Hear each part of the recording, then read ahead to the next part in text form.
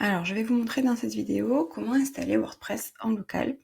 Il y a un outil qui est très pratique pour ça, ça s'appelle Studio. Donc on y accède avec cette URL developer.wordpress.com/studio. Donc il y a la version pour Mac ici ou pour Windows. Donc moi j'ai téléchargé la version Mac parce que j'ai un Mac, voilà, tout simplement. Donc une fois que vous avez téléchargé du coup ce logiciel, donc je vais vous montrer comment on crée l'autre site en local. Donc on ouvre tout simplement Studio. On donne un nom à notre site.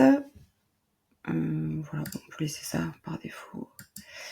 Ok. Les réglages, on va regarder. Donc là, c'est le chemin pour accéder au site. Donc c'est en local. Donc ok. On ajoute le site.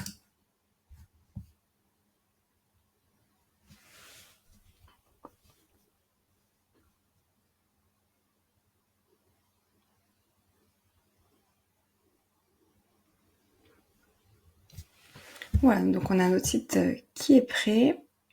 Hop, on va agrandir un petit peu la fenêtre. Hop, donc le thème qui s'est mis par défaut, donc c'est 2025. On peut bien sûr voir ce que ça donne. Voilà, donc là c'est le site, voilà, qui est tout simple, hein, vu qu'on n'a rien mis dedans. Hop, donc on retourne sur notre site. Hop, ici.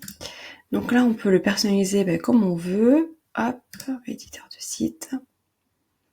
On va aller regarder un petit peu les différentes options qu'on peut faire avec Studio.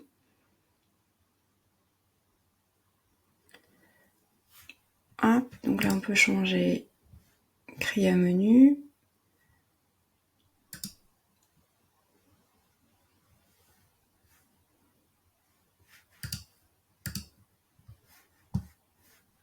Ok. Le style du site, on peut changer ici en changeant les nuances de couleur. Hop. Là, on va pouvoir créer des pages. Donc, on ajoute une page ici. Hop, on crée le brouillon.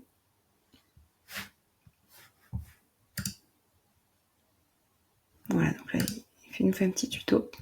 Donc là, on a le titre de la page. Ici, on peut mettre du contenu. Donc là, il nous propose des petits modèles par défaut. Bon, après, on peut faire la page comme on veut, mais bon, on va prendre un modèle pour... voilà.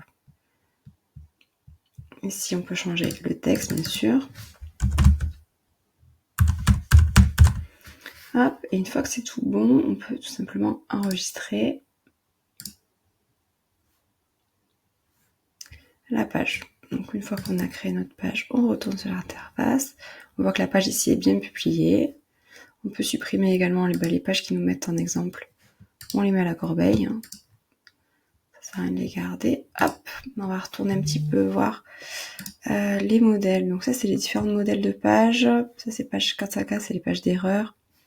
Voilà, donc on peut reprendre ou non, hein, on n'est pas obligé. Mais ça donne une bonne base. Hop, on va retourner un petit peu sur Studio. Hop.